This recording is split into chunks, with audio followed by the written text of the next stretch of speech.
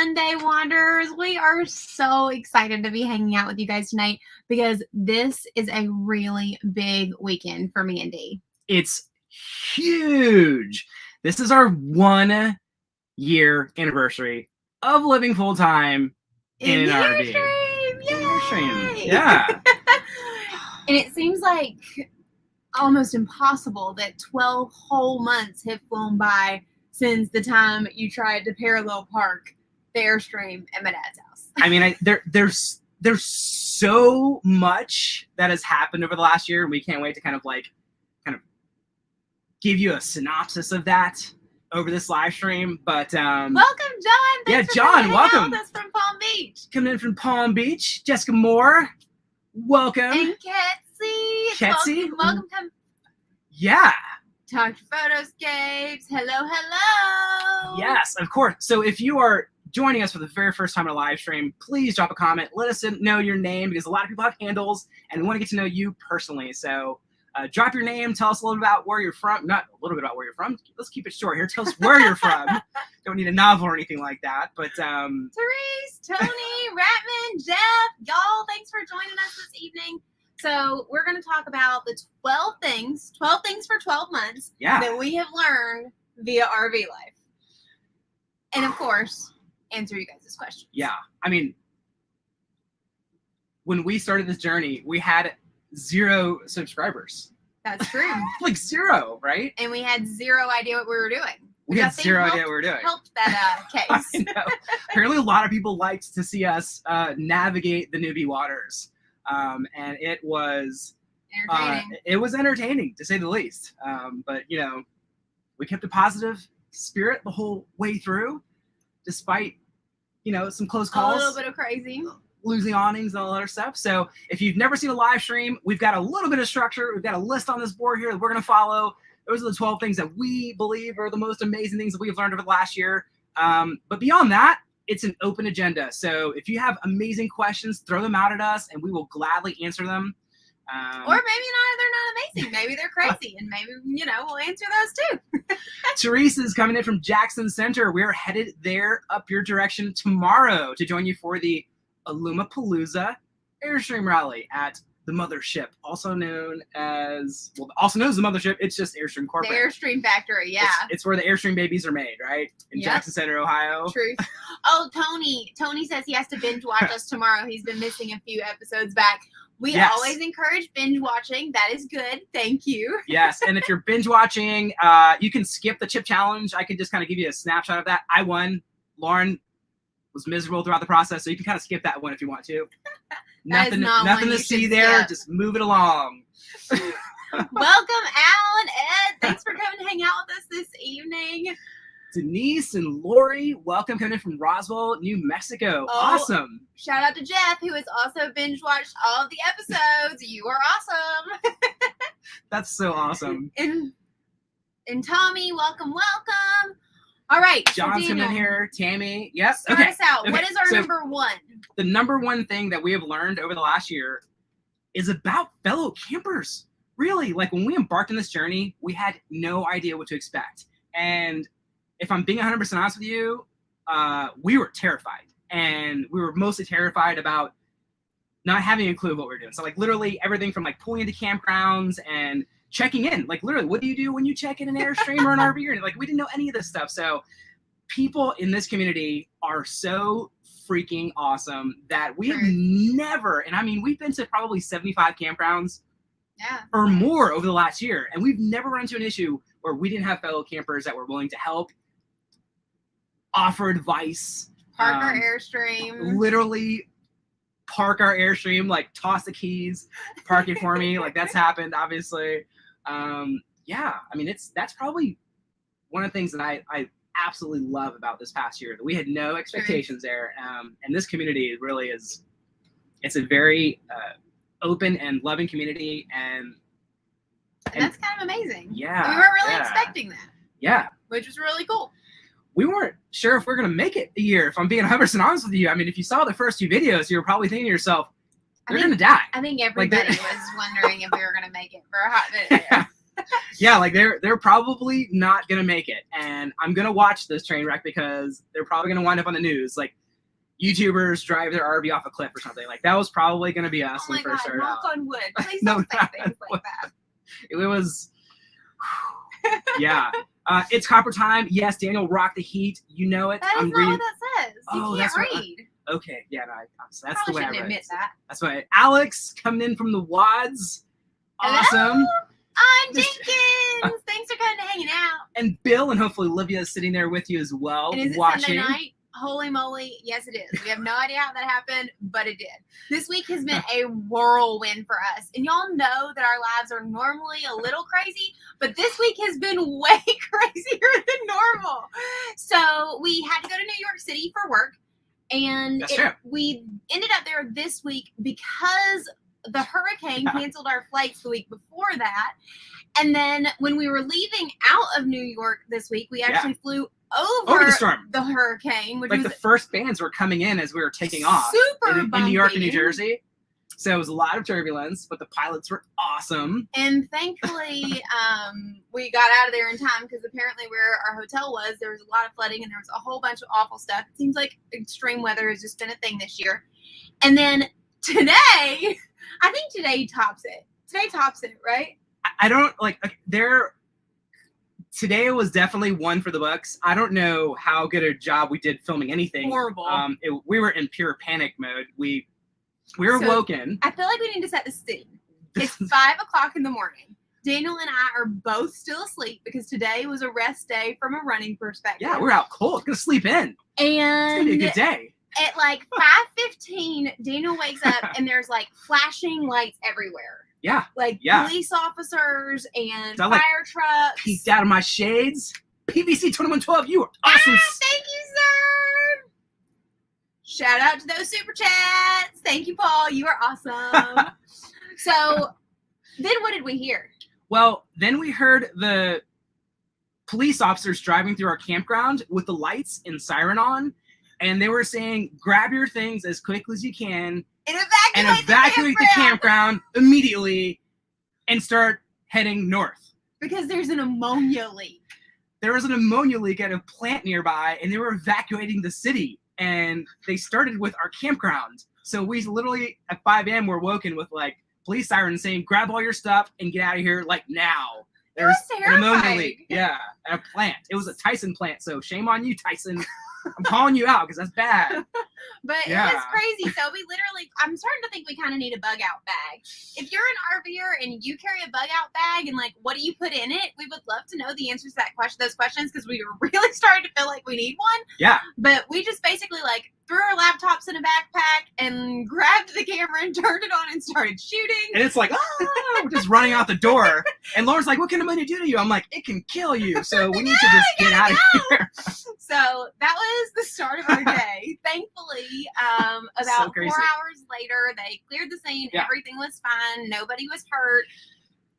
Honestly, you see some of these things on YouTube, you're probably thinking they over John. They're like John McQueen's or something, right? But literally just Google Goodlettsville ammonia leak and it will show up. And we were there. This is not we don't make this stuff up. It's just in the Google we track craziness. We were cracking up about it today with my mom and my sister because we have literally lived here in Goodlettsville, which is where we are at, for my mom's been here 28 years, almost as long as I've been alive. And longer than that, almost as long as I've been alive. So we've never experienced anything like this. And of course, we're here right now, and it happens. How is that possible? Lori Sanders, you're absolutely right. It is an awesome community, and thank you so much for watching. You challenged me to camping at a Ritz-Carlton. That's how I'm seeing it there. Challenge skills are bad accepted. Tonight. Challenge accepted. No, she said tent camper. I'm working on that. Mike and Debbie, welcome. Yeah, did it top the cold in Texas? No. But it makes you think. If I had to leave my camper house, or your house, and you had to be out in seconds, what are you grabbing on your way out the door? Have you ever thought about that? Because we literally just grabbed our laptops and camera and we were out. Yeah, real. Seriously. Real. It was insane. Yeah, Bill, Southwest airline pilots, always awesome. Tony Strade's right. Super crazy. That was. Oh, Chris Jenkins says, are we going to do a YouTube tip drinking challenge? So that would be very fun normally. But since today was a day off from running, tomorrow is a long running day, and we're drinking mint tea. So, I mean, we can take a sip of mint tea for you, but I don't know how exciting that would be. Yeah, I don't think you can probably pay to see people drink tea, but When you have a long run in the morning, you definitely don't want to indulge in any adult beverages. No because dehydration. You will suffer, especially with this heat and humidity. For real. Yeah. Let's see. So, Tony Strays, you can help with the guys in small. Yeah. Small one in your truck at all times. Yeah, having that's what basically we need. Something to The just grab basics. out the door. Yeah, Bill, ammonia is nothing to play with. Yeah, one of the worst loads that is carried on rail. 100%. Right. Jenkins, what do you think, man? This beard is coming in, right? So, for those of you guys who are just joining us for the first time or have seen our channel recently, you may not have heard the story around Daniel's ridiculous hair. Yeah. So, getting there. he's really doing a good job with growing the mullet. The sides are kind of grown in a little bit too much right now, so you can't tell how extreme it is. But what he's really growing a beard for is so that he can shave it off and just wear a mustache in the near future for the Chicago Marathon. I must ask you a question. Isn't that awesome? No, that's cheesy. it's I know. horrible. I had to drop Horrible. that. I had to drop that cheesy line. Facial hair is not my thing. I know. And it's real itchy. So if you have some beard tips or mustache tips that keep it from being itchy, I think that's a moisturizing thing. I think that you probably need to use a little more moisturizer. yes, Justin, welcome. Yes. Oh, Zahara, welcome from Marrakesh. Awesome, man. One of our favorite stories. You guys like the Texas Free story? That Morocco story. Woo! But it was awesome. I know. We did on Instagram. Oh, that's true. Yeah. Aww. Man. Chris. Woo woo! Super chat. Thank you, sir. I'm not sure it should be dedicated to the mullet and the beard. Yeah, but we'll go with that. I feel like it should. That is awesome. Chris has probably never seen me with definitely never seen me with a beard, and definitely no one's ever seen me with a mullet. Really, because you shouldn't have a beard. Mike, you got your trucker hat. That is so awesome, man. We had those Wander Local trucker hats, and they were gone. They were sold. They were sold out for like months, and I kept trying to source them from other vendors, and I finally found somebody that I could source them from. So they're back in the shop. I wear mine like pretty much every day. It's just comfortable. It's got a Velcro strap in the back. Again, if you haven't checked out, we do have merchandise. It's Daniel's favorite. It's like his pet hobby. Yeah, it's awesome. And if you would like to wear a Wander Local hat and support your local communities, be sure to check it out. It's just at wanderlocal.com and /shop. Yeah. So definitely check it out. Ketsi, you love drinking tea. And the Marfa adventure, oh my gosh, seriously. So you've worked in that area and being a native. Okay, so the locals always told us that was like maybe a week or two out of the year, and it's typically not like that, but that was our Save the Mullet Fund. Is this like donations for Daniel's bougie, ridiculous haircuts? Man, I don't know how I feel about this, Jeff. Yes. You're not helping me out, man. Oh, yeah, man. I love this fund. This fund is on point. Yeah. Okay. So what is the second thing we've learned in the last 12 months? Okay, so the second thing that we've learned over the last 12 months is towing. Like, legitimately, I'd never towed anything besides like a small bass boat. And I mean, you can still use your rearview mirror if you're towing a bass boat. But with an Airstream RV, not so much. Like the back, what do you call it? The rearview mirror is absolutely gone. So towing was probably the one thing that I've learned over the last year that I know, because I've developed that skill set, I'll be able to take it with me for the rest of my life. I hope it's like riding a bike. I bet it is. You're so good at towing at this point. Oh my gosh. I mean, like, everybody always has room to grow. That's probably another thing that we should knock on wood and not say. Yeah. But, like, you can literally, I feel like Daniel could seriously zigzag up a mountain. Yeah. Backwards. Yeah, totally. Yeah, like we drove past a pull-through spot, and I was like, like today. He backed into a pull-through spot. just zigzag in that. Who does that? Like a glove. Yeah, it was amazing. Bill, thank you. Yes, we did recently pass the 9,000 subscriber mark, which means we're really super close to 10. We just hit 9,000 like the other day. Yeah, man, that's awesome. But yeah, if y'all want to tell your friends that they need to come and subscribe to our channel, that would be awesome, because at the 10,000 mark, we get YouTube stories. Ooh. And I freaking love stories on Instagram, and it's gonna be so much fun to get to do those here on YouTube too. Yeah, so like, you know how you'll typically, or maybe you don't, but you go over to Instagram, you can kind of like follow how we're doing things in real time.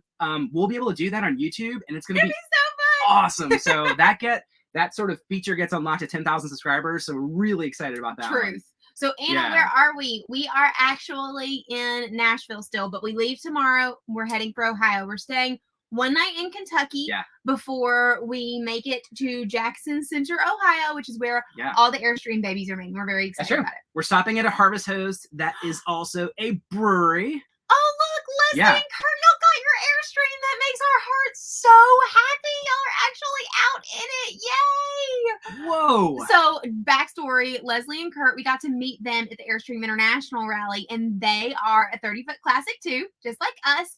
And they were waiting and having some issues with their Ford, which is not fun having any kind of issues with anything that needs a manufactured part these days, because it's just crazy sauce. But I am so happy to hear that y'all are on the road. John, good question. So Lauren, do you tow? Can anybody else answer that question? Because Lauren tow. Yes, she does. So I definitely am not on pro level skills like Daniel. I'm still kind of like maybe level 1, 2 tower. I mean, it only took me a year to master it. Yeah. So I've got a lot to learn, but I can at least, I can back up the truck. I can hook her up on my own, which is pretty awesome. And I have towed her probably at this point, maybe 20 hours.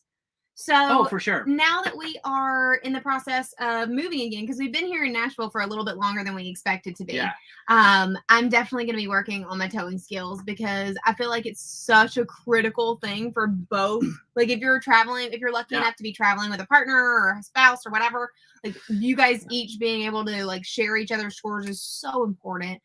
So I'm looking forward to getting better. We're talking about in the near future, we've got to go to like a parking lot so that I can start practicing what it would be like backing up, because I'm not doing that in front of a campground, because Daniel did it and learned that way at Fort Wilderness last Labor Day. That was my first campground experience. I'm not that brave. That was scary. Labor Day weekend. Avoid all holidays if it's going to be the first time you're taking your RV out. That's just some solid advice right there. Okay, Elizabeth has a good question. She says, do we have favorite nicknames for each other that we can share? I call you Boo all the time. And y'all already know that I call him D, because now L&D is like a real thing. And I don't think people even really knew that we used those nicknames before we started the YouTube channel. Yeah, I guess I don't know. What do I call doesn't you? really do nicknames. Yeah. I'm the one always giving them, I guess. Yeah. I guess if I'm mad, I'll call you by your maiden name, like Miss Davenport. Oh, yeah, he does do that. Like, That's Miss Davenport. Rude. And I used to do the same thing with our dog. I'm like, Bella Davenport. But if she's behaving, she's Bella Fernandez. Yeah, that makes sense. So that's what I would do with the dog, too. Truth. Yeah. Let's see here. We've got a lot of stuff going on here. There is a video on Lauren towing, so definitely check that out. Lauren's first time towing, she crushed it. I don't know about that, but I actually didn't break anything. So you didn't. I mean, win. Anytime you can tow and not break stuff and that goes for backing up is always a win. Oh, and John says backing up draws a crowd. True story. If I was trying to back up this thing, I mean, anytime we go into a campground, we've already got the big Wander Local sticker on the side of it. So, I mean, like, we're kind of a spectacle anyway. Our Airstream is humongous. We've got a big sticker on the side of it. People want to know why we have a sticker. So, if I was trying to back that thing up and it took me like an hour, I swear, like, everybody would probably come out of their campers, pop a beer, and, like, laugh at me. And I'm just not confident enough to deal with that. Yeah, no. But so scary. Like me, I'm the exact opposite now. Like I'll back up with a sticker on it and I'll put on like the disco lights underneath it and I will just back that thing up. Yeah, you're good. And with some music and we'll make it a party. Like I'll like everybody watch me back up because my skills are It's because it takes you like 3 minutes. I know, so seriously. Unfair. Okay, so Justin says recently saw us on another YouTube channel at the Airstream Rally. Very cool. Yes. And that is with Love Subbin, who is joining us tonight. So definitely go check out Love Subbin's channel and Zephyr Travels. Yep. Brandy Diane how filmed was it? that. The Airstream rally was so much fun. In fact, we loved it so much. That's where we're actually headed to another rally now, or not now, but in the morning. We're going to Illumapalooza, which is actually at the Airstream factory, and it should be really fun. So we're looking forward to it. Yeah, it'll be our first time going to the mothership. Well, no, we've been there before, but that was when we broke the awning. That's when we broke the awning. So and they fixed it. They did fix it. They fixed it quickly. That's when parts were available. I guess that was a while ago, right? Yeah. I feel like no parts are available for anything these days. Truth. Not just like RVs, but like everything. So okay, so what's I'll take number 3 because I feel like 3 is kind of my This is your baby. So the third thing that we learned, so before we were moving, or before we started living in the Airstream a year ago, and pre-pandemic, because there was a little bit of time where we hanging out living at my dad's house, which was kind of inappropriate for 2 adults. We're too old for that. Before then, we were traveling internationally, and we had already minimalized our lives significantly. We were running around with 2 international suitcases and backpacks. And so, like, we didn't have a whole lot of stuff. But the stuff that we had was really organized because there was next to none of it. True.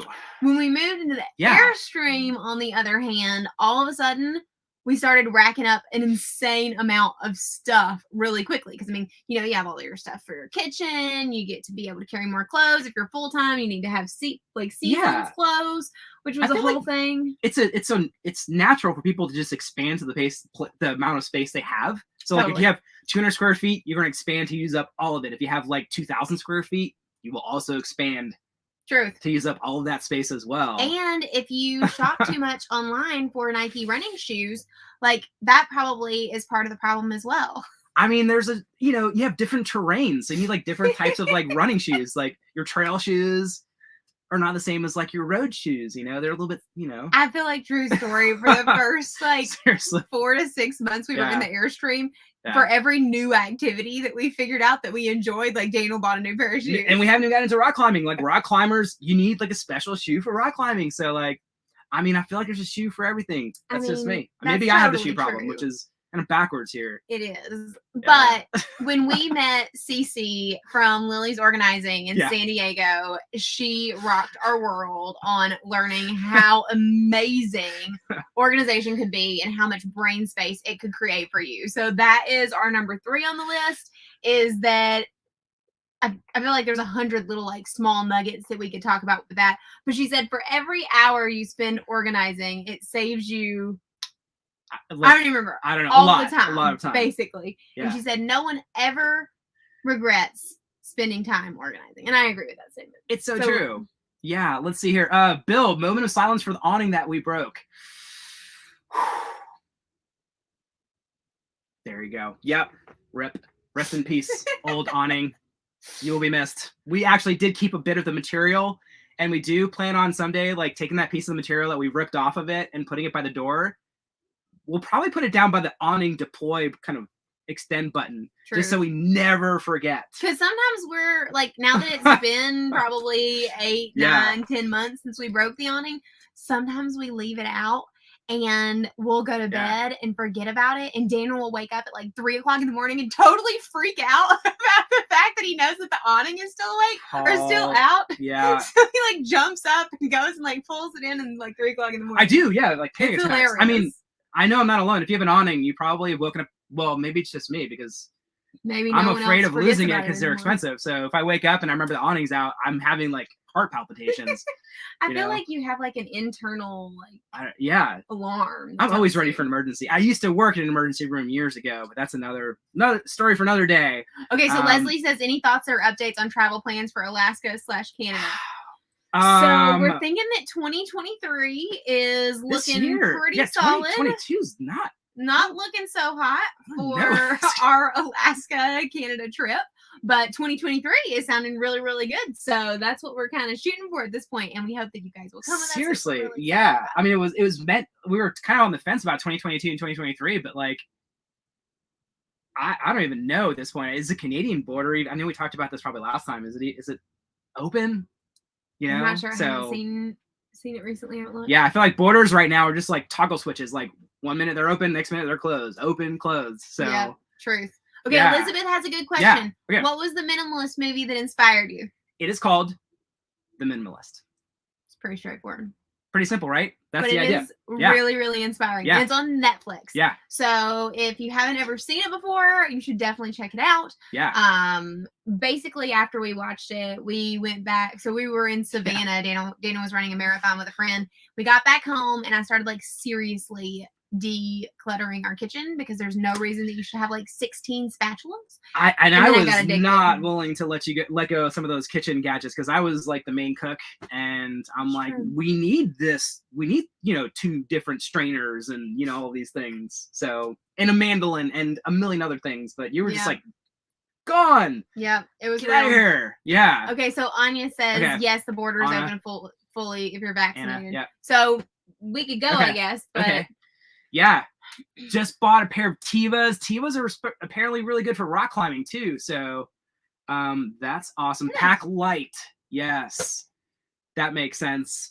Okay, so number 4 on the list here is 4 things we've learned about over the last year. An appreciation for small town USA. In the past, we would travel to foreign countries and we stayed in a lot of the big cities, but now that we're doing this RV journey, because you're traveling from destination or from city to city, you're definitely going to pass a lot of small towns, and some of these like small quaint towns are really what makes this country so beautiful. We have met some of the most amazing people and seen some of the most amazing things. Like, for instance, a missile bunker in the middle of nowhere, right? Like a missile bunker Airbnb. It's not the middle of nowhere. No, not Arkansas, but like where the bunker is. Like they're just like kind of in the middle of nowhere. Very, very cool, unique places that are just like like Marfa. We mentioned Marfa a little bit earlier. Like, you're not going to fly intentionally to Marfa. I don't think you can fly intentionally to Marfa unless you like. I don't even know if there's a private like airport there. Yeah, that's true. Probably not. So you're probably not gonna go out of your way to go to Marfa, but if you're traveling from city to city, West Texas, you'll most likely stop by Marfa, and it's pretty cool. That's super true. Welcome, Jeff. Thanks for coming to hang out with us this evening. Yeah. So it looks like the Canadian border is open if you're vaccinated 2 times. Okay, so both vaccinations. Bill says that he'd rather not risk it. So that's kind of our overall take on international travel right now. Because we love international travel, and we definitely we'll always keep an RV one way or the other because we're kind of obsessed with this lifestyle now. Sure. But we would love to, explore other places as well. But since we got stuck in Morocco and the borders closed, until ends up like cooling down and borders are more unlikely to close, we're going to wait on that because we don't really want to be like the kids who called wolf. Cried wolf. Yeah, either way. Yeah. show up stuck again on the news. People are gonna be like, these 2 are ridiculous. Oh yeah. So like 40 years of marriage, trying to declutter, seeing not have our stuff. Your stuff will own you, and that is the biggest takeaway. If you have a lot of stuff and you see yourself accumulating stuff, if you look around and you don't see empty spaces, you have too much stuff. Empty spaces, and that are stuff good. will begin to own a piece of you, and you don't want your things to own a piece of you. That you're just kind of like tools for the job, right? Yeah, and you're gonna obviously hold on to things that have sentimental value. That's never gonna change, no matter what. Even the minimalists have things that they really value and hold on to. So yeah. Oh, there you go. Marfa is a municipal airport. MRF. That's all right. Well, if you have a private plane, that's awesome. There you go. Yeah, that's awesome. Okay, so number 5. I'm gonna let you take this one on the things that we have learned. These are top 12 things that we have learned over the last year. Number 5. Y'all aren't going to be able to guess this one. Daniel and I don't do cold very well. So, if you are just now joining us and you have found our channel through one thing or the other and have not seen our Texas Freeze video, when we first got started in the RV with less than like 3 months of experience we got caught in that insane Texas freeze that like crushed the state for like a month. We recorded it and it ended up being such a cluster, but we learned a lot. But one of those things that we learned outside of the fact that RV life is kind of a lifestyle where you have to be more prepared. Like when we were traveling internationally, like you can pretty much fly by the seat of your pants and like go with it. Until you get stuck in Africa. True. But in RV life, you really have to be more prepared because there's just so much more stuff that can go wrong and that you're in charge of. So we learned that on top of being more prepared, we definitely don't like the cold. We learned so much on that trip. We learned that if your solar panels are covered with snow, they're not going to charge the battery. Some of the dumb things that Floridians would not know. David says I watched the Texas Freeze video 2 times. That's amazing. I mean, seriously, it was painful to watch, I'm sure, for a lot of people, because they're like, what in the heck are these people doing? They're going to die. Yeah, they should probably, and we had a lot of comments like, you guys should just tap out of RV life and go back to like living in hotels. Yeah. But you know what? Like, because of that experience, we are stronger. And because of all of the comments and amazing people on here, and a lot of you that are even talking to us now, we are 10 times more prepared than we were before. So yep. And even I had recently on Instagram, somebody watched the video and she sent me a link for these like emergency blankets that I just ordered, and I'm pretty pumped about having them like just in the back of the Airstream thermal blankets. Yeah, so we're just gonna like travel with those thermal blankets, because there's a lot of things that we have now that we didn't have. The bottom line is, if you don't have power, you're kind of screwed. Mm-hmm. You can sleep in thermal blankets and sub-zero sleeping bags and all that stuff, but we had no power and no gas, and propane was running low. And well, the crazy thing about the whole, because David said the reason the Airstream has wheels is to avoid the cold. Yeah, we know that now. But true story, that was just a really weird, unique experience. Because even if we had gone further south, we were already far enough down in Texas. We pretty much had to go like south, and like almost Mexican border to get out of it. Yeah. And it really we literally would have had gone to Mexico. That wasn't really on our list of things to do in the Airstream.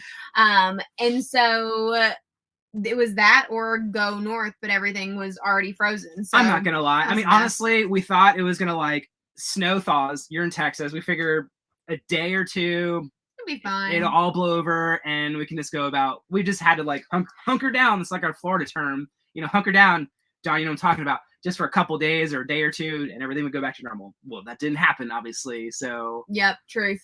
Oh man. And Bill, yes, 2 5 gallons of both fuels on board at all times. Like I've got a 5-gallon diesel, 5-gallon of regular fuel. We got a lot of comments about that as well. They're like, why didn't you just siphon gas from the truck to use for the generators? But our truck is diesel. Yeah, so that wasn't really a thing.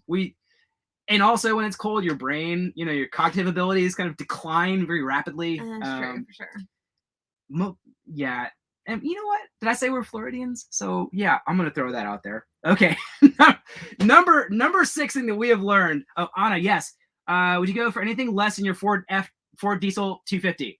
Would I go for anything? Would I go for anything less than a 3/4 ton truck? Absolutely not.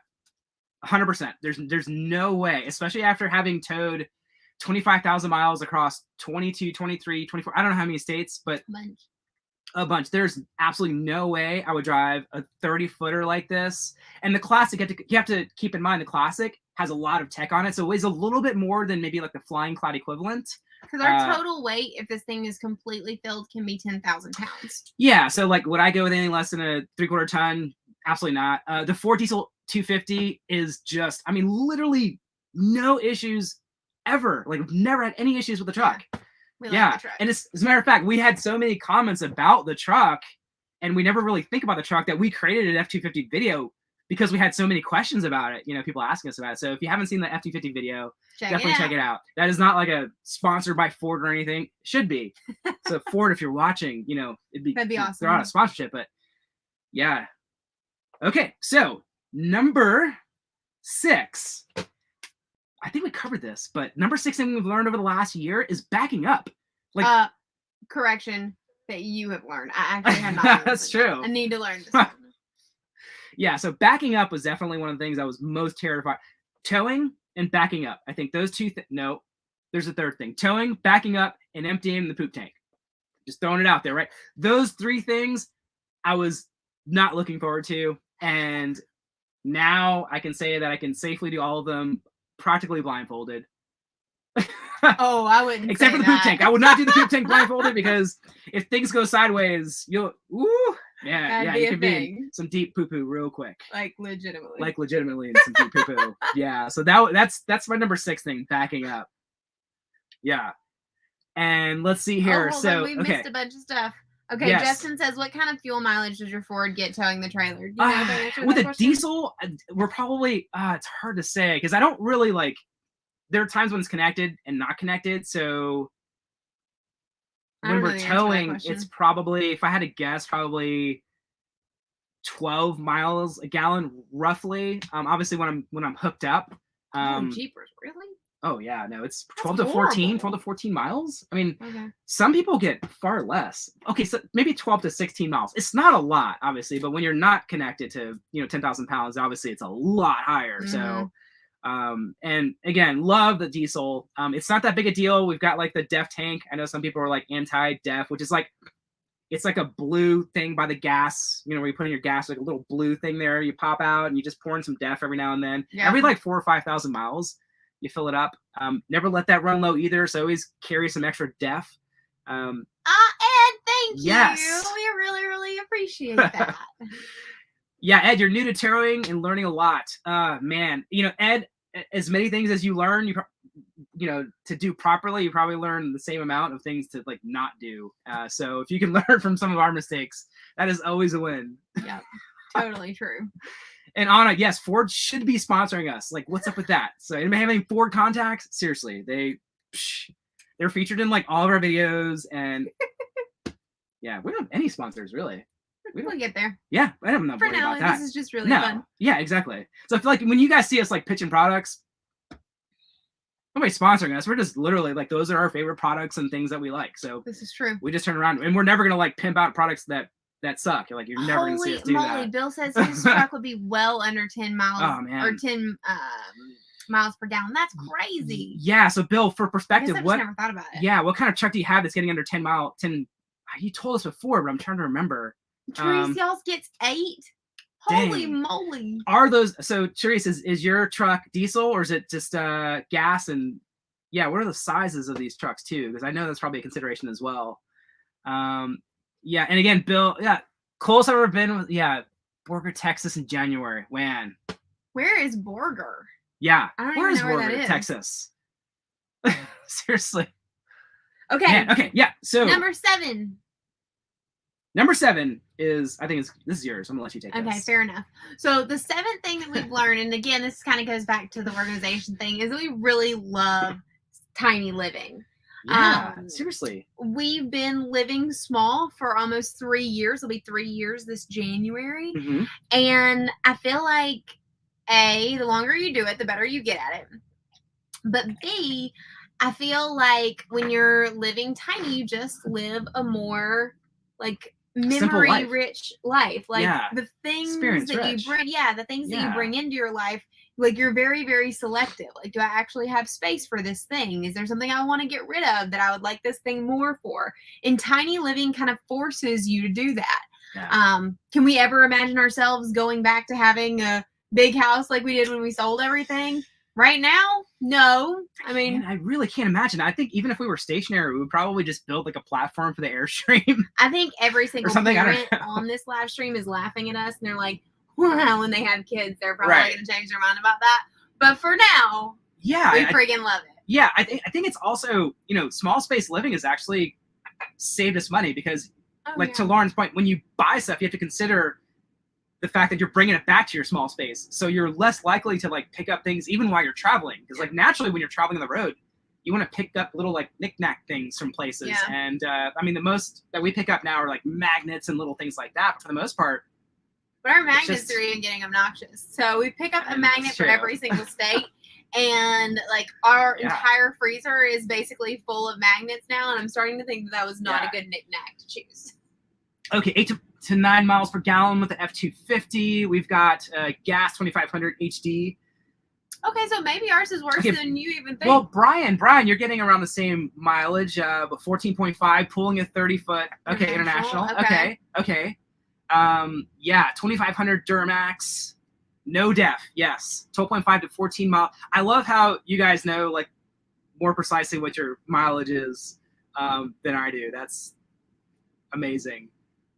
Let's see, 73 El Dorado gets 8 miles per gallon. So I mean, there's that. Yeah, that's real. Yeah. All right. Well, if we're really getting as much as you think we are, then we're doing good. Yeah, I think so. Who would have known? That's true. Okay, cool. So number 8 on the 12 things that we have learned. You're just tuning in over the last year or over the first year of living full time on the road. And again, this is your first time tuning into live stream. Let us know who you are. Drop your name, where you're from. Yeah. Yeah. So number 8. Rallies are fun. Like, we had no expectations. We didn't know that rallies existed when we moved into Airstream. We didn't. We did not know that there were such a thing as RV rallies. Honestly, we didn't know. We didn't even know what to expect from campgrounds. Honestly, like, you know. Yeah, true. Yeah, we just imagined like camping in the middle of the woods and a bunch of people like you just park and I don't know. We thought we were gonna do. Seriously, but rallies are so much fun. We went to the Airstream International Rally just recently in Lebanon, Tennessee. Lebanon. I think. No. Yeah. Potato. Tomato. No. Tomato. Potato. Yeah. So rallies are a great way to meet like-minded and mostly crazy people such as yourself. It's also an awesome amazing people. way to find out like cool things, like cool modifications for your Airstream. So one of the things that we got expensive. Well, yeah, that's true too, but it's great because it's very helpful. So we've got a video coming out this week that is our part of our experience at the Airstream International Rally, and we met this wonderful human named Phil, and he helped us. He installed this cool little piece on our door that means we don't get locked out anymore. Because like if you are an Airstreamer, you know that like one of the most common complaints about an Airstream is that the way that the lock on our front door is, it's really easy to like trigger the hinge thing or something to that effect. Yeah. And it locks itself. And if you don't have a spare set of keys, you're screwed. That is You're calling a locksmith and it's going to be expensive. Yep. So Phil installed the coolest little Nadooji on our door, and you'll get to see it in this video. Man. That looks like OEM. Like it looks so legit, but it ensures that we don't lock ourselves out of the Airstream. This guy's going to sell. Pretty epic. He was a mechanical engineer as a trade. He's so nice too. Yeah, yeah. He's the guy.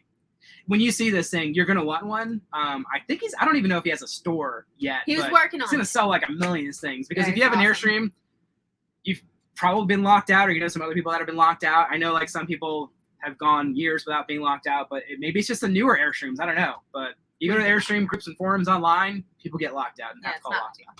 Thankfully, you can also the other thing to do is you can always store a extra set of keys in the truck, and like our truck has a keypad.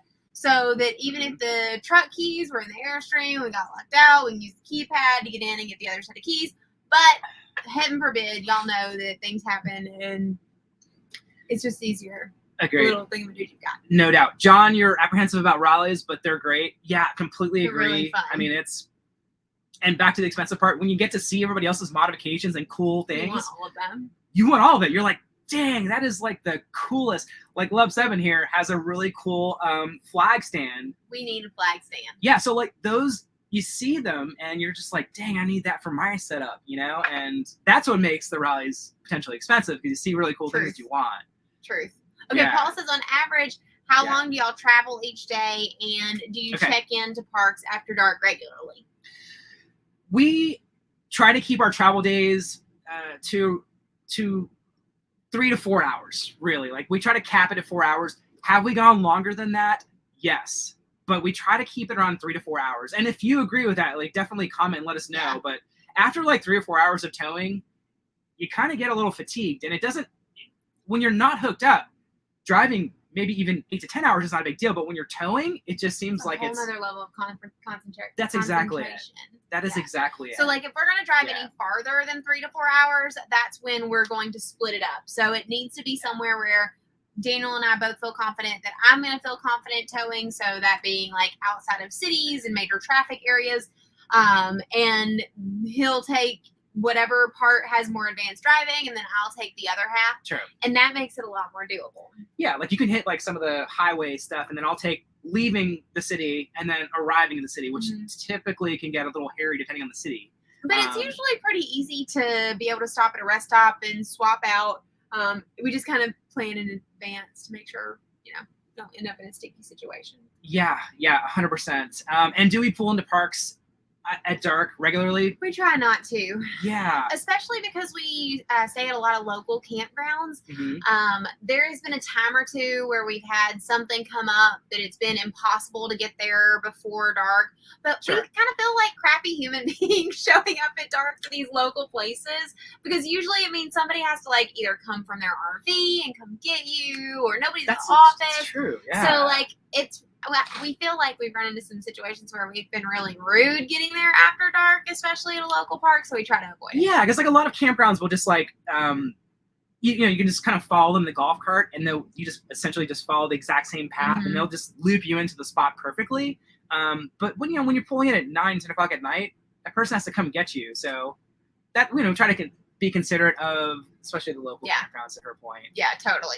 And if we do pull into campgrounds at night, we have our undercarriage light system, which is awesome. So amazing. Yeah, and granted you could just get headlamps, stuff like that, but what I do when I get to there at night is I flip on the white lights, and I can just quickly hook up everything. Yeah. I can see all of my hookups, and it just makes it makes hooking up at night super easy. So we love it's boogie lights. So if you guys have seen in our videos, we had our Airstream dealership in Tampa install them when we picked up our Airstream. And it's called Boogie Lights. It's a family-run company. And we even have a code for, I think, 10% off and free shipping. Local 10? Yeah. So we'll include that in the description, which we typically post 24 hours after we do these lives. But we love those things. They're great. Yeah, there you go. So planning on 6 hours a day. Yeah, that seemed like a good average. Okay, so, and then Teresa, you're saying you cap at 4. Yeah. There are experienced drivers here that no problem. We know another couple that will go up to 8 hours, but they've been doing this a lot longer than we have. Yeah, they're major skills. Right. Because when you're first starting out, you're so focused that you just get fatigued quicker, right? Yeah, totally. So I think over time it just becomes a little more second nature, so it's probably not as draining. Yeah, we're not there yet. No, we're definitely not there. Especially when I'm driving. Poor Daniel is having small heart attacks and gripping the sides of the doors. Yeah, I'm like, oh my gosh. I'm so watch nervous. The construction cones. To be fair, he doesn't really. So I really don't enjoy driving in general, whether it be towing or whatever. Daniel has driven most of our marriage. I mean, I can drive, don't get me wrong, and I'm learning how to tow. But it's just not my favorite thing to do. I'd rather be the passenger, and I'm a little bit of a nervous passenger as it stands. So right. It's been an experience for me to tow, but I am really, really proud of myself for doing it because freaking feels amazing. And I think you talk about being nervous passengers. This is kind of a funny story, but when we first met and, we started traveling pretty quickly, we would be in a foreign country and we're going through some back roads and we'd get in a sticky situation, and Lauren's first instinct is to just scream at the top of her lungs. I don't really scream at the top of my lungs. I mean, it's loud. She was a singer, so I mean, she can, her voice carries, right? So she's like, ah! And I'm panicking, holding the steering wheel. So I used to freak out, while we're driving, and she's got a much better. So we came up with a plan. Because I didn't want him to freak out, because that made my anxiety higher and the whole 9. So now what we do is I just tell Daniel, they're very calm. So I need to be able to have some kind of verbal reaction. And so what I do now is I just tell Daniel, I'm scared. Daniel, cool. I'm scared. Yeah. And then I typically repeat it a series of times until he changes the behavior. Scared. No, I'm really good at deadpanning it now. Yeah, that's true. So we practiced it a lot over the last 10 years. Right. So we even sunk an airboat once with our cousins. And as the water was going over the side of the boat, I'm like, Daniel, I'm scared. Daniel, I'm scared. We ended up swimming with the manatees that day. But yeah, we've sunk an air. We've done a lot. Disaster seems to follow us. Sinking an airboat. Yeah, that was my cousin just bought the airboat literally that week. It's one of its maiden voyages, and bloop, right underneath the water. Yeah, that would have been a funny video. With all of us on board, and beers were kind of floating down the river. That's another story, but Ivan, hello. So Yeah, we're in Nashville, Tennessee today, and we are headed to Kentucky tomorrow. We're staying at a Harvest Host before we hit up Ohio and the Airstream factory for Lumapalooza. So we're really excited about it. Oh, yeah. Let's see. Oh, my gosh, John, so you drove from West Palm to Nashville in one day. That sounds horrible. Like, legitimately. Oh, man. That is a towing? haul. That would be horrible not towing. And you are brave. You are brave. I would definitely not do that. Yep, real. Okay, so Justin asks, can we tell you guys how we make a living while on the road? Yeah. So when I was in college, I started what became our agency. We actually have our own business. It's a marketing firm. Yeah. And we built it for 10 years, first 10 years of our marriage. Mm-hmm. And we were really lucky. And when we first started the business, we got a business coach that told us most entrepreneurs really just build themselves a job. They don't actually build a business. So we really worked towards being able to walk away and for the business to still work. Yep. And traveling was actually one of the ways, the hacks that we really did that with. We realized one time that if we would go away for a week, that a whole bunch of things would break. And so we would come back and we would fix them. And we're like, okay, well, now that those things are fixed, let's leave for 2 weeks and see how that goes. So then we would go for 2 weeks and a whole bunch of things would break and everything would catch on fire. And so we would come back and we would fix those. And we basically just continued this pattern until we actually had a company that could run without us. And that's about the same time that we decided that we would start traveling full time. Yeah, and Chris Jenkins is also one of our owners of our company here as well. But, nowadays we spend a lot of time working with leadership teams. Yep. A lot of times you've got a newly appointed CEO, marketing director, and there's just a lot of change, like a new M&A in place. So we do a lot of stuff in the M&A space. Yep. Either you're acquiring companies or you're being acquired. We do a ton of leadership type things there as well. Everything from like realignments and branding and messaging strategies all the way through to implementation strategies. For digital marketing campaigns, traditional marketing campaigns. You bought some weird baseball stadium ads and all sorts of crazy stuff. And optimizations, everything in between. Yeah. Yep. So we've got a dream team behind us. Let me finish with that. We've got a dream team of they're like special forces. They're awesome. They're epic. So, yeah, they are. Let's see here. What you think of the new? Okay, so Drone's Eye View. What do we think of the new Pottery Barn Airstream? It's beautiful. It really is. Yeah, and we have some friends that are toggling between the Pottery Barn Edition and the 30-foot Classic. Here's my rub with the Pottery Barn Airstream. It's absolutely beautiful. It really is. From a standpoint of the design, etc. But if you're going to full time, I would not choose the Pottery Barn Airstream because it does not have the wraparound heating system that the Classic does. Awesome. And it's really close to the same price. And that heating system is so important to us for obvious reasons. And it works so well that if you're going to get all of the nice accoutrements, we feel like just going for the Classic makes more sense. But if you weren't full timing, then I feel like you can full time. It's just a personal preference, right? Like we've fallen in love with the heating system on here, the heating system. It has its quirks. I mean, it has to you have to do 10 minutes of maintenance a week, which seems like a lot, but it's really, really not. But yeah, I mean, that's one of the things that we mostly love about. But I mean, that thing is beautiful. There's no denying that thing is beautiful. One of you mentioned the Pottery Barn couch. I haven't even seen that yet, so we're excited to see it in person. Honestly, yeah, we're hoping. There's a lot of walkthroughs, but there's nothing like seeing it in person. Okay, let's see down here. Denise, you can drive. Happy to. And also, guys, it's kind of hard for us to see all the questions. So if we missed your question, feel free to send it again because we're going back through and looking for them. Yeah, so the comments will come in from Facebook and YouTube, just giving you the real scoop here. So we try to get to as many as we can. Terry, welcome. Where are we here? Okay. Is Ron there as well with you, Terry? If so, send her love. Jill. Jill, hey, just walking Jaxie. Jaxie's her new little puppy. She sent us pictures. So oh my gosh, yeah. So Oh, and so Anna, for those of you who aren't like Airstream addicted people like we are, they just released a Pottery Barn collaboration Airstream. That's true. You can go on and Google it and see the pictures of it, but it's really, really pretty. Okay, so we're get back to our list here. We've got 12 things. Let's see, but before we do that, that's a very good question. You talked about can we add a heating system? I don't know if you can add a heating system. I think like people will use like buddy heaters and things like that. Yeah. Not sure. I think there are definitely some other experts on here to be able to answer that, but I'm not 100% sure.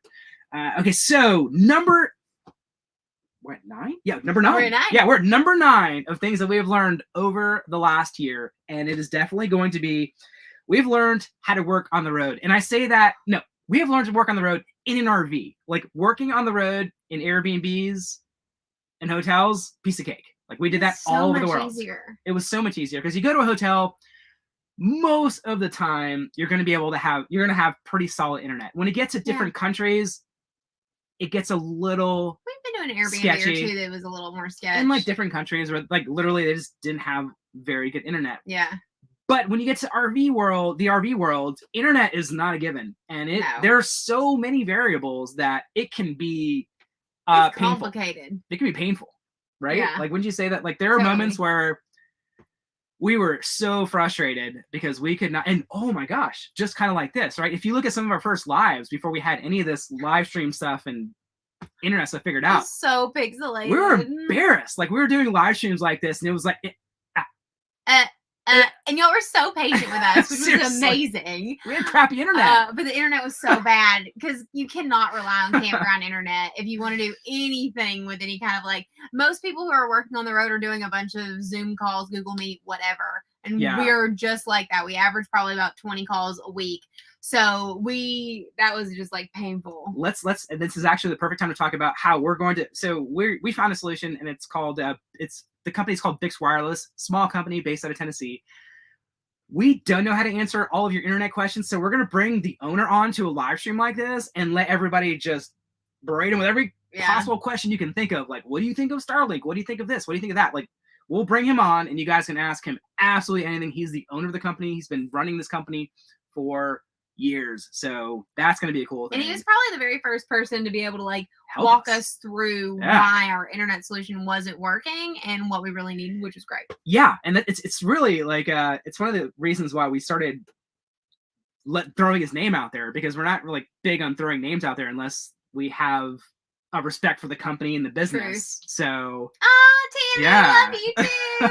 It's good to see you. Oh, but I think that a couple of the things around working on the road that I think we had to learn here that we didn't have to do before. Oh, that's true. So first, the time change thing. I mean, we've always dealt with that, but when we were traveling in Europe and like they don't have as many time zone changes as quickly as you do in the US. So figuring that out was a little bit, okay, fine. You can be cool, whatever.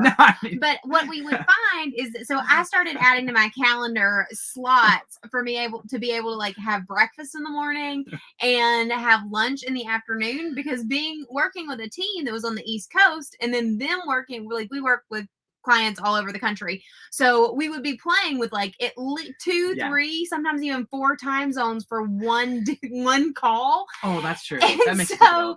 They didn't know if it was like 6:00 a.m. my time in California. And so that's when I started blocking those off. And that was really, really helpful.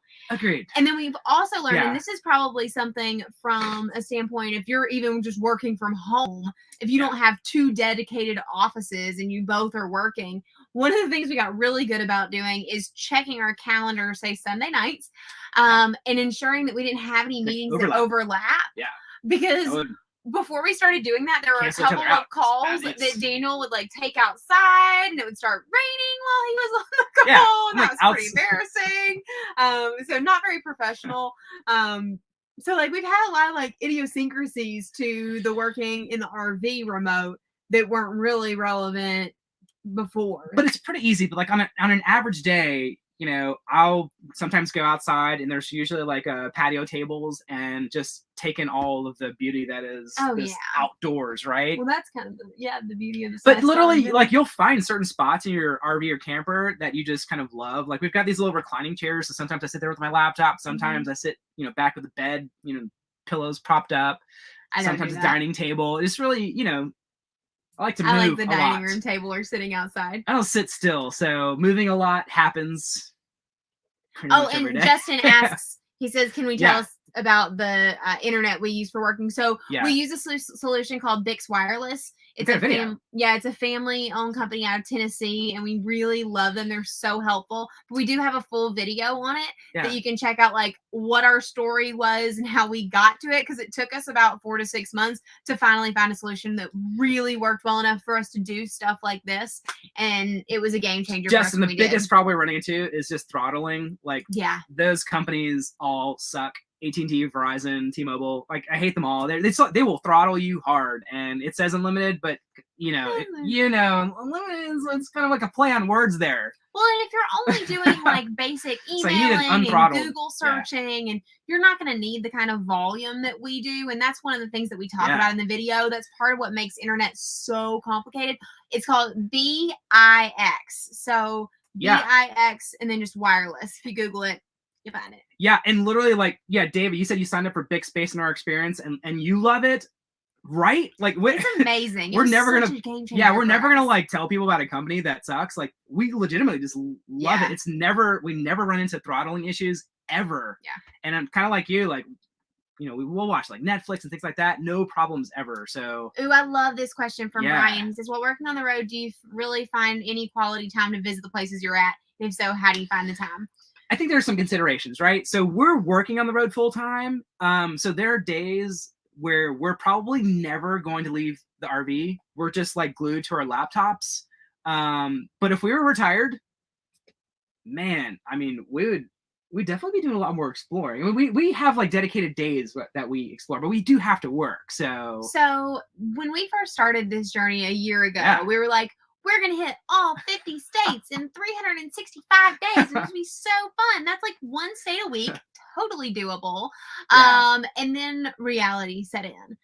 We were going so quickly, and we were having days where we just needed to work all day, and that doesn't mean 9 to 5. We own our own business, so sometimes that can mean 6 a.m. to 8 p.m.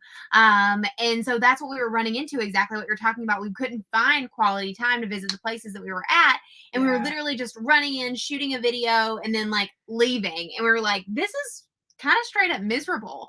So the math just didn't work. Yeah, right? It didn't work. We're trying to hit 50 states in a year, so that's essentially because you have to travel to Alaska and Hawaii. We figured one state a week. Well, that's just silly because Texas is the size of like 50 states in itself. And if you know, not to mention the unexpected. That's so true. So Texas owned us. Now we like to, because when we were doing the one state a week, that meant that we couldn't even stay somewhere 7 days. It meant typically that we had to and if we only wanted to drive 3 to 4 hours at a time, it typically meant that we had a couple of travel days a week, and we had your mullet. John, thank you, sir. I just had to throw this comment out there because, yes, still got the mullet. It's coming in strong. Looking, it's no longer a mullet in progress. It is just a mullet that is awesome. Mm-hmm. So, y'all support for the mullet is got to end. Like, wow. Yeah. But anyway, so from a standpoint of timing now, anytime that we park, we're really looking to stay for at least 7 days. And we find that gives us a good solid weekend. So no matter what our work week turns into, we've got a day that we could go completely rest if we wanted to and binge watch Netflix. And then we have a day that we could explore the place that we're at. And we've really gotten better about working on ensuring that we keep our afternoons pretty chill so that we can also explore during those times. We tend to would rather work earlier in the morning and plan an afternoon that, is more fun or adventurous. And so we just kind of figured out how to make it work for ourselves. This is a very good question for you. This is from Rhett. There you go. How did you get the courage to drive?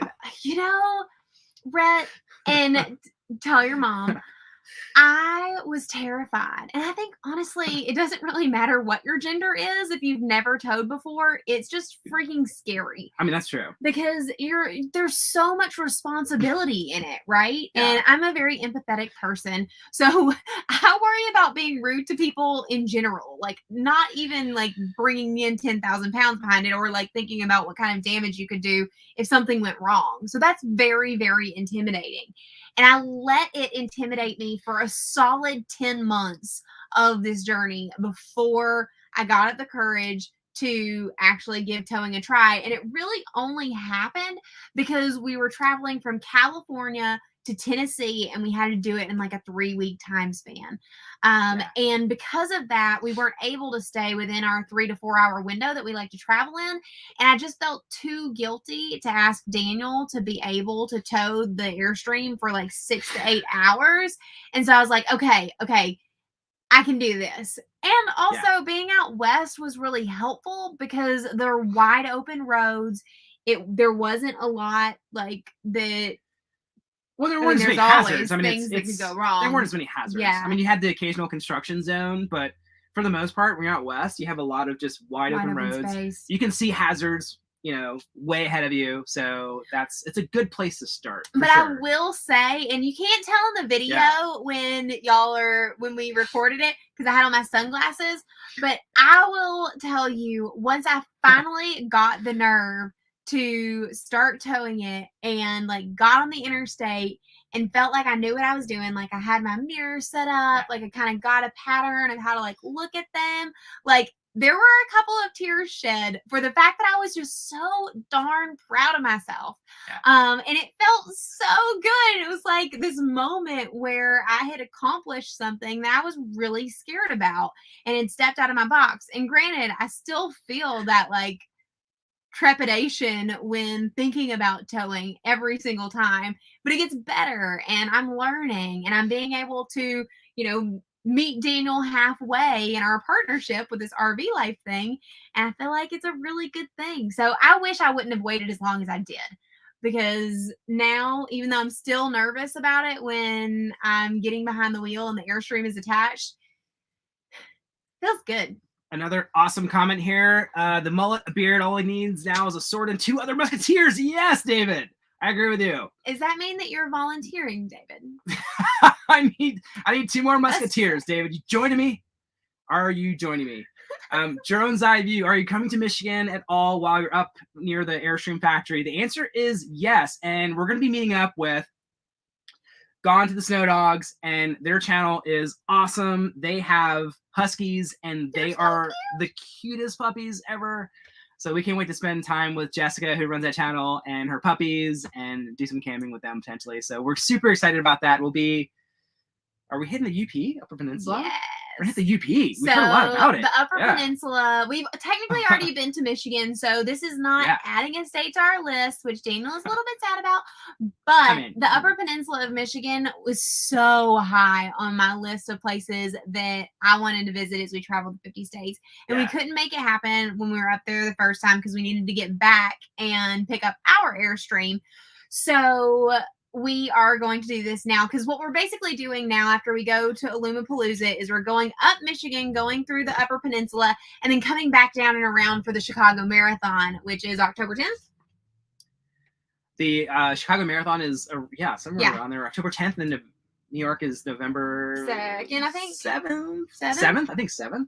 Yeah. So we're making a big loop around Michigan and coming back down to Chicago, so that'll be really fun. We're looking forward to it. Dunking Donkey, almost at 10K subscribers. Thank you. We're so close. We're like right there. I think we're like super excited about unlocking that feature. Man, that is just gonna be awesome. Well, and for those of you guys who weren't on here earlier when we were talking about this, make sure you tell all of your friends to come on and subscribe to our channel, because A, we're really bad about telling people to do that, and B, because when we get to 10,000 subscribers, that means we get YouTube stories, and that means like kind of like Instagram stories that we can share what we're up to on the daily basis and like what's actually going on real time. And I freaking love Instagram stories, so I'm excited to be doing that on YouTube. They're like fun little clips. They're blast. I'm really excited about that. Okay, so Jill said you can hook up, unhook, tow, But nope, I don't back the trailer up. Jill coming in from Facebook. That's pretty funny. Jill, I feel you. I'm right there with you right now. I don't back it up. I've got to work on that. But again, parking lot. Jenkins, you will be my Porthos. Yes, thank you, sir. Let's see. It's Copper Time. Way to go, Lauren. Partners in crime. That's awesome. Yeah, it's pretty cool to have a partner that can tow. So, I mean, huge. Let's see. David. Yep, fencing in college. True story. Her dad fenced in college as well. Mm-hmm. Yeah. Let's see. You have hair that's turning gray. Chris Jenkins on here can relate. So, David, your hair turning gray? No worries.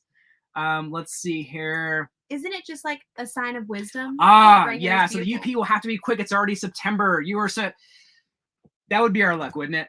Like, yeah, we would get stuck in the UP in a snowstorm, and that would super suck. So one of the things that we've done quickly now is I have actually the highs and lows for every single place that we're going to be going, and like the extremes of what they should be. Yeah. And all signs point to it'll be okay for us to go through the UP in the timeline that we're only staying for 2 weeks, and then we're coming back down.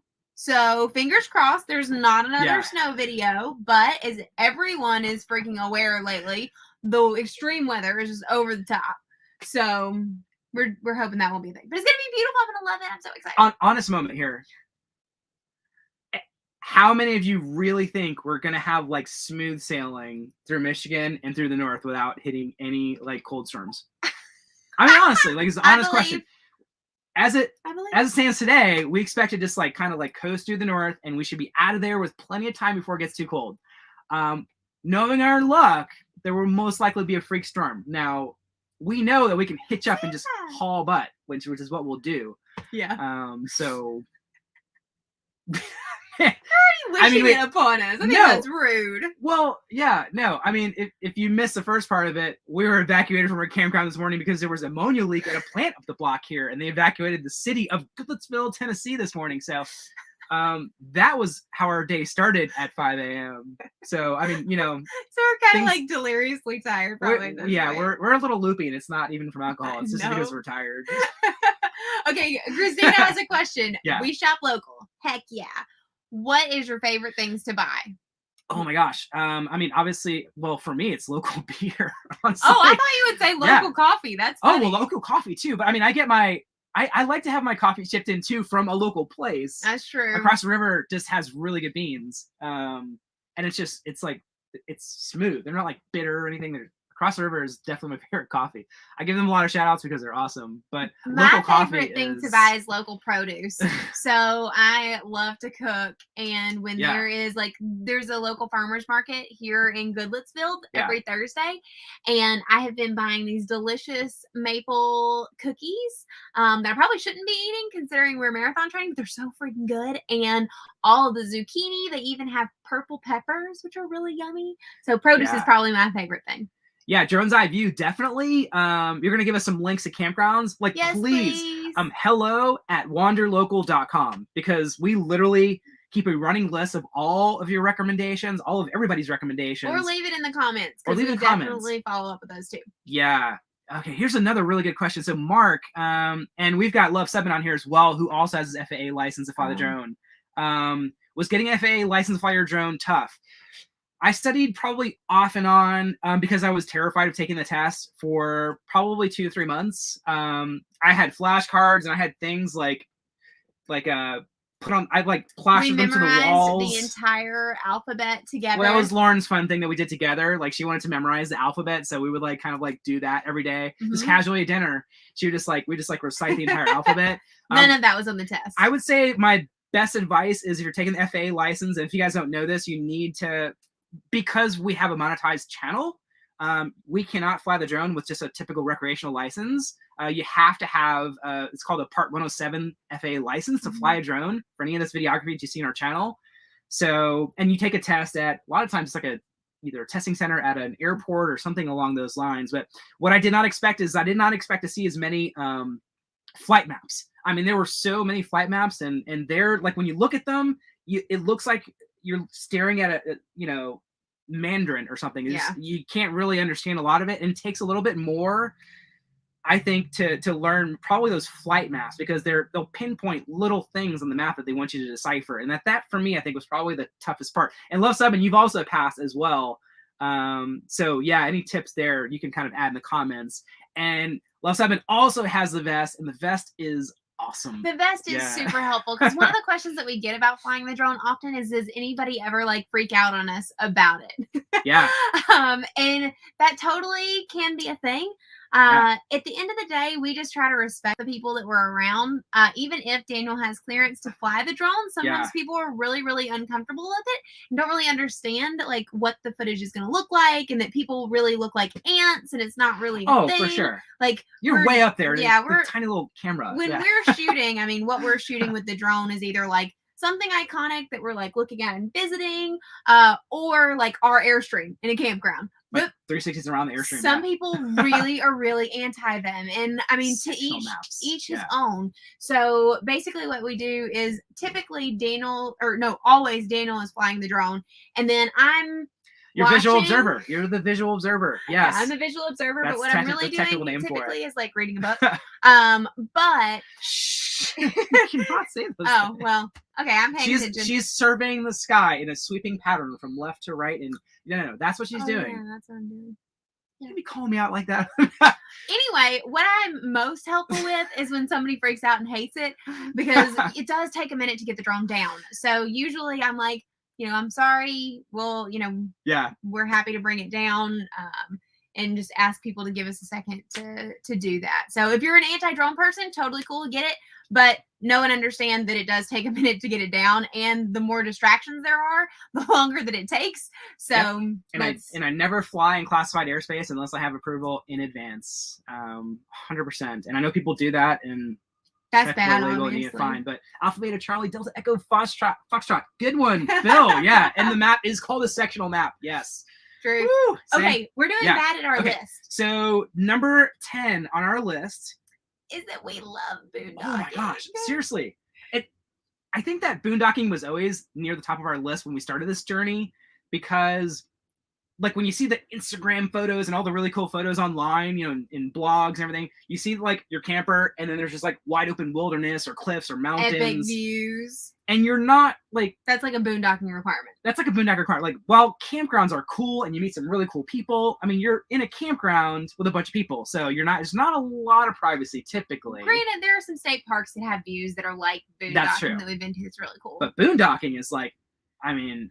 You got some pretty land, and like for instance, when we went boondocking in Sedona, and we've got some coordinates to the exact spot where we camped. So if you need a really awesome boondocking spot in Sedona, we've got the spot, and it is true. And we scouted it for a day or two. It was awesome. Yeah, we're looking forward to doing more boondocking. Obviously, like with our video that we published tonight, if you haven't seen it yet, it's really, really fun. We got to experience a doomsday bunker where we boondocked as a harvest host, and that was really fun. We do like a full tour of it, and you get to see it, and you have to climb out of a 5-story ladder to get out of it. So cool. That was fun. So if you haven't checked out that video yet, make sure that you do that. But when we were doing most of our boondocking, it was when we were out west, and that's kind of what our game plan is as it stands right now, pending whatever weird things happen, which always come to fruition, is to do more of that for the winter. And while boondocking, we met Terry and Ron, who are on here this evening, and they are some of our absolute dearest friend. They have a YouTube channel called Glam Dockers, and they boondock 90%, I think, Terry. And they don't skimp on life's little comforts while they do it, which is really impressive. I'm not going to give it away, but their tow vehicle is the coolest I have ever seen. It's pretty epic. So you definitely want to check out their tow vehicle on Glam Dockers. I mean, I don't want to give it away. Their tow vehicle is extreme. Yeah. And it is awesome. Yeah, so that's true. That's the truth. Let's see. Have we ever lost a drone? You know why you lose a drone? I lost a drone once because of the dang battery life and flying over water. So like when the battery goes low, now it just returns to home mode. But back then it didn't. And that was pre the YouTube channel. Yeah, that was pre the YouTube channel. But I have heard that the new DJIs coming out are going to have up to 40 minutes of flight time. I don't know how true that is. The Mavic 3, or they're not going to call it they're going to call it the Pro 3 or something like that. But you give me 40 minutes of flight time and I'm solid. I mean, they're typically only get like 20 minutes of flight time per battery. So like you go out for 10 minutes, shoot, and then kind of you start to pull it back in. Truth. Or sometimes William says, I remember your first experience with the generators. Oh man. So that video is, I think, personally pretty fun. What's the name of that video? So it was when we were boondocking in the bayou of Louisiana.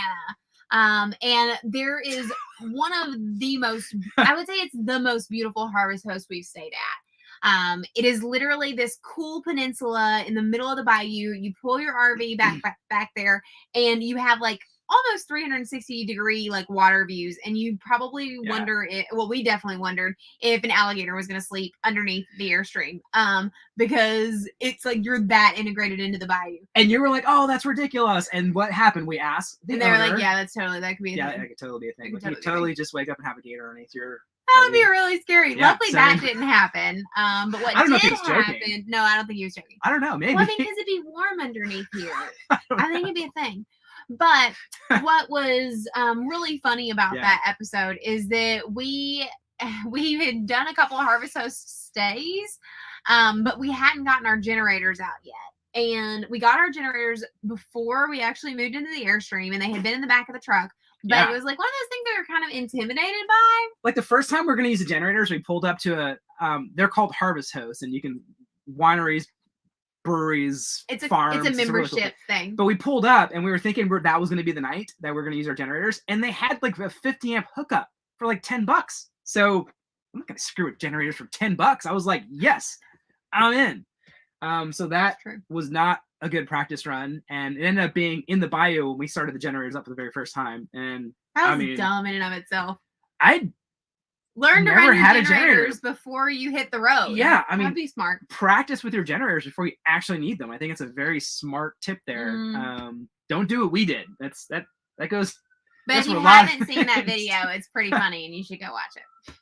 Oh my gosh! Okay, what number are we at? We're at number 11. Yeah, we're coming in strong here. Number 11, which is Stronger Relationship, is number 11. Over the last year, we've grown so much closer by living in 200 square feet than we ever have before. And honestly, what would you like to add to that?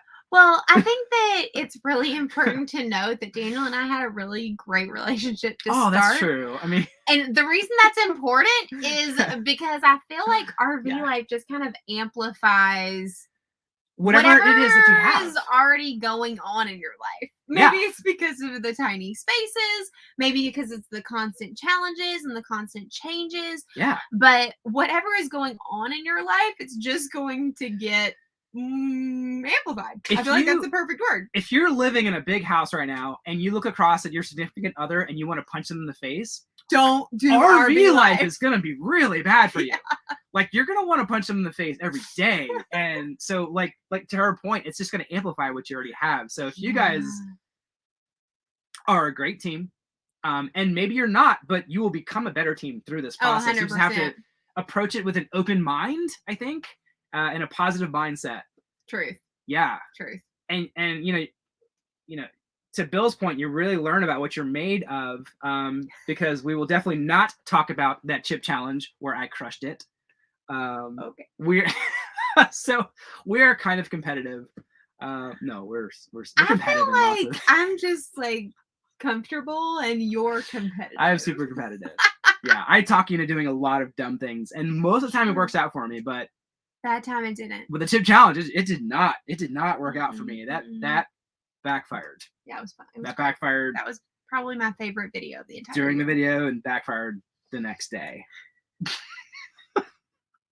Okay, so Anna asks, do we have any solar? You want to talk about that one, Dave? We have 3 90-watt panels on the roof. So we've got 3 panels on the roof that came with the Classic. I know for some models, it's an add-on, and you can have them added after the fact. I know even, and we only have the AGM batteries that come with this one. I know now they're coming with, at least the Classics are coming with 2 Battleborn batteries. Yeah, lithium batteries. That's a pretty sweet deal. We'll eventually look to upgrade our batteries to lithium, but I mean, they're pricey, and they add up pretty quickly. I'm not gonna sugarcoat it. They're a little pricey. So we have 3 panels, 270 watts total. I would love to have way more solar on the roof. Definitely lithium. Definitely want to upgrade the inverter. This comes with a 1,000-watt inverter.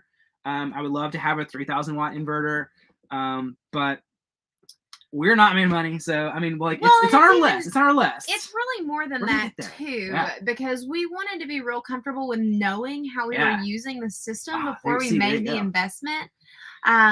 Because we didn't want to, if we hear a lot of people say, we sunk 10 grand into our solar and battery system, and they don't actually need that much capacity. We know we're total hogs when it comes to energy in general.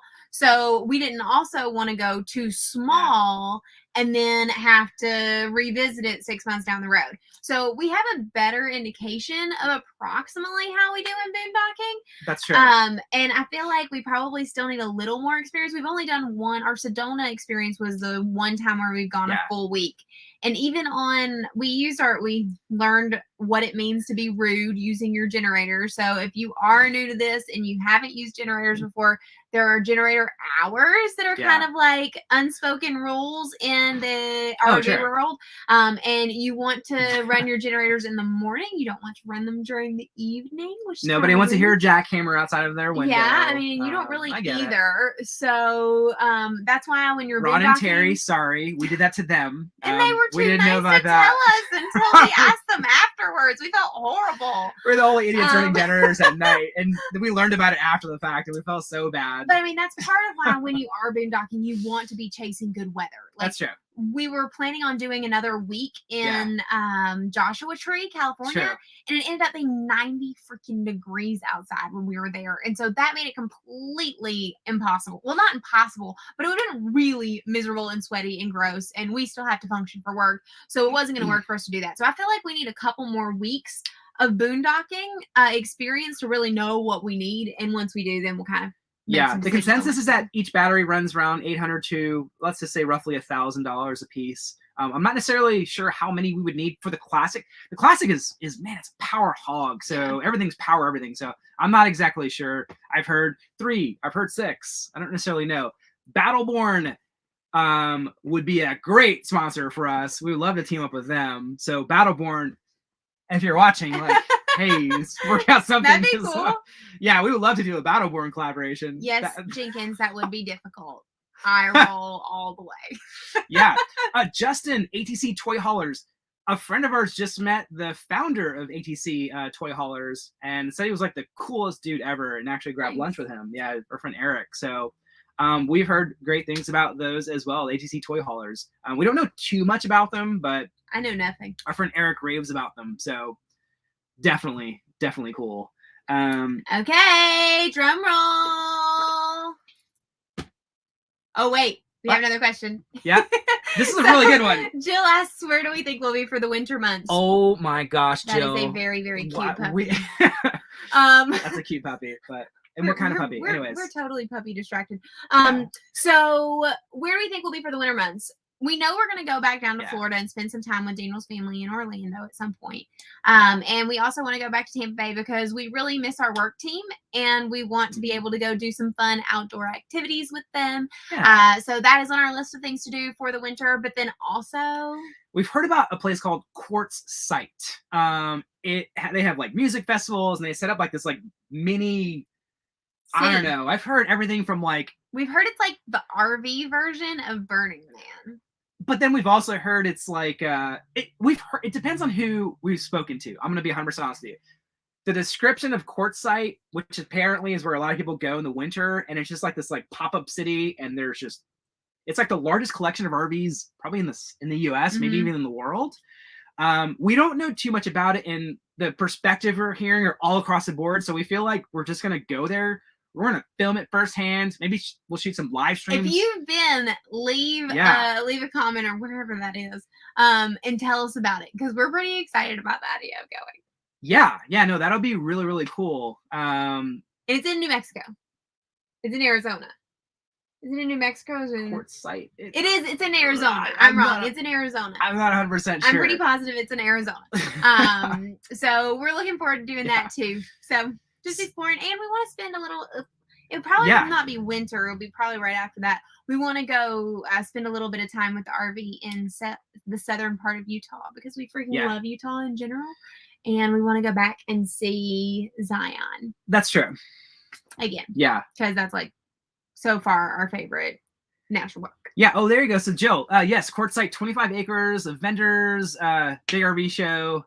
Yeah, that's where you want to go as well. Fun. So we're definitely gonna go down there. Even our friends from Doomsday Bunker, like he's gonna take his RV down there at Quartzsite, and we're gonna meet up with him as well. So that'll be really cool. So meet up with some people at Quartzsite. I literally no expectations, don't know what to expect. But we're gonna film it all. Y'all know everything that we do. We think it's fun. I know, right?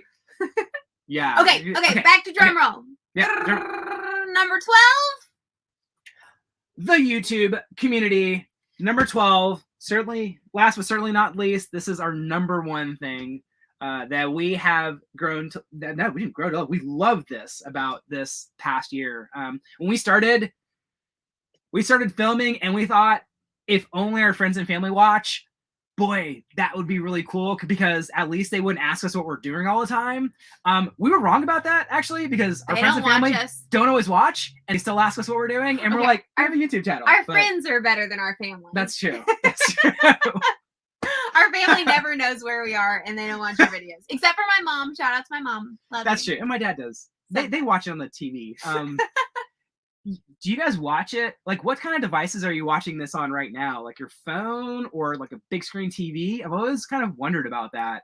When y'all send us photos on Instagram of our faces really big on your TVs, we're like, oh my gosh, that's so disturbing. Well, I always wonder. Like, this community is really the best. So, yeah, if you're watching on an 85-inch TV. Oh my God, don't do that. That's horrible. Oh my God, I apologize. I swear I cannot get him to behave for the life of me. Seriously. But I think the thing about the YouTube community that we didn't really expect is that, I mean, we've done a lot of social media stuff. Okay. With our business, like I started it on like Facebook and MySpace back when you had glitter profiles, and like we've done a lot of like LinkedIn and, you know, all of the things, Instagram, and that's probably been my favorite platform before we were doing YouTube. But I feel like YouTube has a completely different feel to it. Like you meet real humans and like make real friends, and we meet y'all out on the road, and you know, we see you at campgrounds, and it's really freaking fun. Yeah, you guys jump on these live streams and have conversations with us, and we genuinely feel like we know you guys too. Yeah, in a whole different way that other social media platforms don't really do. Yeah. So we freaking love this thing. Yeah, and honestly, we look forward to doing a bunch of meetups in the future here. I know it's been kind of a little crazy over the last year or so, but it's, you know, loosen up and we can meet more of you in person. Yeah. Fillings on the molar. Yes, I do have some fillings. Extra nursing. So you know it's too close up. I mean, like, that's way too close up, Daniel. Don't do that again. No, I won't. Drone's eye view. That's awesome. Thank you so much. Mm-hmm. Yeah. And I'm assuming because of your name, you probably do, because you gave me some comments on where to shoot some drone footage in Michigan. So definitely let me know about some of the drone like insider tips, because I love all of that stuff. Daniel's been watching a lot of videos on these little like micro drones. Yeah, I want to like drones are fun. So like flying drones, FPV, like with goggles in and out of things, that would just be cool because I can like fly it underneath the Airstream, and I don't know. It'd be lots of I'll even admit that those freaking videos are cool that come out of those things where you can like fly through like little small tiny things. And I feel like the little micro drone, I feel like it's going to be a thing that we're going to be adding to the repertoire soon. The micro drone? Yeah. Yeah, definitely. FPV, because like we're always looking for ways to bring you guys. Oops, sorry.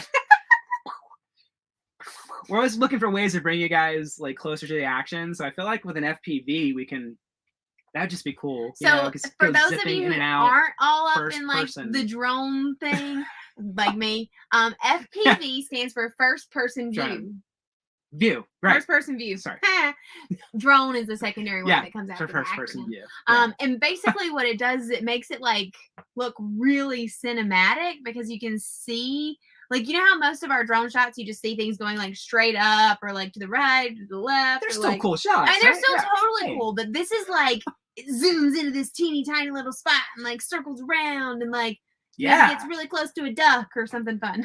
So but they're so small and they're so light that they aren't as loud. And I feel like that would be a big benefit too, because I feel like when we're in really cool, beautiful places, that drone is kind of loud. So like, it's a spectacle. And Love Seven, it's lower than the 0.55 pounds that is required by the FAA, even though we have an FAA license. William, Traveling Robert, good source of quartzite and traveling. We love Traveling Robert. We love his song makes me happy. I know, right? Definitely. Anna, these stars. Want to tell me where you got it from? Oh my God, I'm at a local shop here in Nashville. It's close to a restaurant that we love called Wild Cow. It's like right next door to Wild Cow in Tennessee. I don't know what it's called even, but I thought they were so cute, and I've been looking for something for months that we could like hang up and it would look like cute and homey, and I love them. They're just little paper stars. They're pretty. Yeah, definitely. No, these are cute. Awesome. Terry, you're so kind. You never hurt our generators. I mean, we love you, Terry and Ron. We miss y'all. Oh, they don't light up. But oh no, they don't light up. That would be really cool too. But nothing. So if your TV don't know about that, and we'll definitely check it out for quartzite info. Okay. Brian, if we ever make our way back to Austin, Texas, park the AS at you could park at your place. That would be awesome. We definitely want to come back to Austin. We love Austin. That's called, what do you call it? Mooch-docking, right? Like when you get to park in somebody's... We haven't done that. We haven't done that. So that would be cool. Yeah, we would love to come hang out. Awesome. Okay, well, I feel like... Snow Dog's vlogs. If you haven't checked Snow Dog's vlogs out... Hey, Jessica has a couple channels. Jessica, you have like one with like 1 trillion followers and then like another one that like literally a million or something. Yeah. So... the cutest puppies. Because your dogs are that cute. Jessica, we can't wait to hang out with you soon. That's going to be so much fun. Well, for those of you guys who missed our crazy AM story this morning of getting evacuated from our campground at 5 o'clock in the morning with an ammonia leak, we're a little bit more tired than we normally are today. And of course, per the usual, I didn't make dinner before this, so I haven't fed Daniel yet, which is kind of mean. So we are going to go ahead and call it a night, but we thank you guys so much for coming on here and celebrating its 1 year anniversary with us again. 10,000 subscribers. Tell all your friends to subscribe to our channel. We're so close, 10,000. Do our YouTube stories, which would be awesome. And seriously, we love you guys to death. Channel would be nothing without you. And we always say this, but we genuinely appreciate each and every person on here so much. It means the world to us that you're taking time out of your day to tune in and chat with us and follow our journey. It means everything to us. So thank you so much from the bottoms of our heart. All right. Well, until next time, crew. Yeah. You know what it is. Make sure you wander local this week because it's good for the soul. Bye, guys. Bye, y'all. Y'all. I use y'all.